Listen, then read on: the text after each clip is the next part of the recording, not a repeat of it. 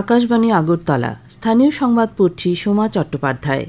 প্রধানমন্ত্রী নরেন্দ্র মোদী আজ মুম্বাইয়ের জিও ওয়ার্ল্ড কনভেনশন সেন্টারে world audio visual and entertainment summit ওয়েভস-এর উদ্বোধন করবেন। এই সামিট চলবে আগামী 4 মে পর্যন্ত। ওয়েভস 2025 মিডিয়া ও বিনোদন শিল্পে উদ্ভাবন এবং সহযোগিতা উদযাপনের একটি যুগান্তকারী বৈশ্বিক ইভেন্ট, যা একটি বিশ্ব সংস্কৃতির প্রাণবন্ত উদযাপন হিসেবেও আবির্ভূত হতে চলেছে। উত্তর পূর্ব ভারতের সমৃদ্ধ শিল্প ঐতিহ্য এবং রীতিনীতির একটি বিরল প্রদর্শনী সেখানে তুলে ধরা হবে।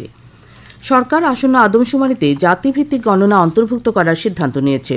প্রধানমন্ত্রী নরেন্দ্র মোদীর সভাপতিত্বে রাজনৈতিক বিষয়ক মন্ত্রিসভা কমিটি এ বিষয়ে সিদ্ধান্ত নেয়। নয়াদিল্লিতে এই সিদ্ধান্ত সম্পর্কে গণমাধ্যমকে তথ্য সম্প্রচার মন্ত্রী অশ্বিনী বৈষ্ণব বলেন, এই পদক্ষেপটি প্রমাণ করে যে নরেন্দ্র মোদী সরকারের অতীতের মতো সমাজ ও দেশের মূল্যবোধ ও স্বার্থের প্রতি প্রতিশ্রুতিবদ্ধ। শ্রী বৈষ্ণব জানান, অর্থনৈতিক বিষয়ক ক্যাবিনেট কমিটি 22,864 কোটি টাকা ব্যয়ে শিলং থেকে শিলচর পর্যন্ত একটি নতুন মহাসড়ক প্রকল্প অনুমোদন করেছে।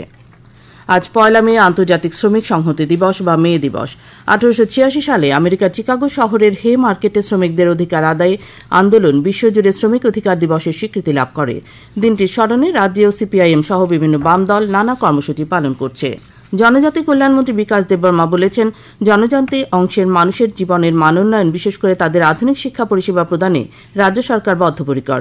গতকাল আগরতলার প্রজ্ঞা ভবনে জনজাতি কল্যাণ দপ্তরের উদ্যোগে আয়োজিত এক পর্যালোচনা সভায় তিনি বলেন, আগামী দিনে রাজ্যের আরও 6টি একলব্য বিদ্যালয় স্থাপন করা হচ্ছে এবং যে 4টি আশ্রম স্কুল রয়েছে সেগুলিকে উচ্চ মাধ্যমিক স্তরে উন্নীত করা হয়েছে। বনমন্ত্রী অনিমেষ দেববর্মা বলেছেন, রাজ্যে বন এলাকা সম্প্রসারণে দপ্তর সচেষ্ট রয়েছে। তিনি বনজ সম্পদ ও বন এলাকা রক্ষার উপর গুরুত্ব দেন। গতকাল গান্ধীগ্রামের হাতিপাড়ায় বন দপ্তরের রাজ্য বন একাডেমি প্রাঙ্গণে বন রেঞ্জারদের মধ্যে মোটরসাইকেল বিতরণ অনুষ্ঠানে তিনি একথা বলেন। তিনি আরও বলেন, প্রাথমিকভাবে 58টি রেঞ্জার্স অফিসের জন্য নতুন 58টি মোটরসাইকেল তুলে দেওয়া হয়। পরবর্তী সময়ে সব বন এলাকায় 4 চাকার গাড়ি সরবরাহ করা হবে। তিনি জানান, বন এলাকায় অপরাধমূলক কাজকর্ম মোকাবেলায় ও বনজ সম্পদ রক্ষায় 1 ব্যাটালিয়ন টিএসআর মোতায়েন করা হবে। সমাজ কল্যাণ ও সমাজ শিক্ষা দপ্তরের মন্ত্রী টিঙ্কু রায় গতকাল সচিবালয়ে এক সাংবাদিক সম্মেলনে জানিয়েছেন, শহর এলাকায় 100টি অঙ্গনওয়াড়ি কেন্দ্র ইংরেজি মাধ্যমে উন্নীত করার পরিকল্পনা নেওয়া হয়েছে।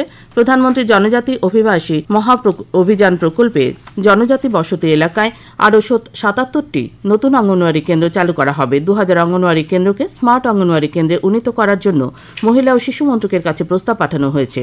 তাছাড়া চলতি অর্থ বছরে 5000 অঙ্গনওয়াড়ি কেন্দ্রে বিদ্যুৎ সংযোগের ব্যবস্থা করতে রাজ্য সরকারের বাজেটে অর্থ বরাদ্দ রাখা হয়েছে। ত্রিপুরা মানবাধিকার কমিশনের চেয়ারপারসন হিসেবে নিযুক্ত হলেন ত্রিপুরা হাইকোর্টের অবসরপ্রাপ্ত বিচারপতি অরিন্দম লোধ। রাজ্যপাল ইন্দ্রসেনা রেড্ডি নাল্লু এই নিযুক্তি দেন। কৃষিমন্ত্রী রতনলাল নাথ গতকাল বিজয়নগর গ্রাম পঞ্চায়েতে মোহনপুর ব্লক ভিত্তিক গৃহপালিত পশু পাখি প্রদর্শনী মেলা ও প্রতিযোগিতার উদ্বোধন করেন।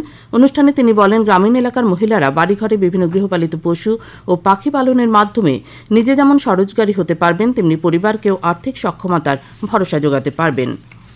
আগরতলা পুর নিগমের মেয়র দীপক মজুমদার গতকাল আগরতলার অভয়নগরে বিষ্ণুপ্রিয়া মণিপুরীদের জন্য একটি কমিউনিটি সেন্টারের ভিত্তিপ্রস্তর স্থাপন করেন। এই সেন্টারটির জন্য রাজ্য সরকার 3 গন্ডা জায়গা প্রদান করেছে। ওয়াকফ সংশোধনী জনজাগরণ অভিযান বিষয়ে বিজেপির সংখ্যালঘু মোর্চার উদ্যোগে এক কর্মসূচি গতকাল ঊনকোটি জেলার ফটিকরায় অনুষ্ঠিত হয়। প্রধান বক্তার ভাষণে প্রাণী সম্পদ বিকাশ মন্ত্রী সুধাংশু দাস বলেন, কেন্দ্রীয় সরকার ওয়াকফের সঠিক ব্যবস্থাপনা নিশ্চিত করতে সংশোধিত আইন প্রণয়ন করেছে। আজকের আবহাওয়ার পূর্বাভাসে জানানো হয়েছে, আকাশ অংশত মেঘলা থাকবে, সেই সঙ্গে 2-1 জায়গায় বজ্রবিদ্যুৎ সহ বৃষ্টিপাতের সম্ভাবনা রয়েছে। আজ ভোরের সর্বনিম্ন তাপমাত্রা ছিল 24.6 ডিগ্রি সেলসিয়াস। খবর পড়া এ পর্যন্তই।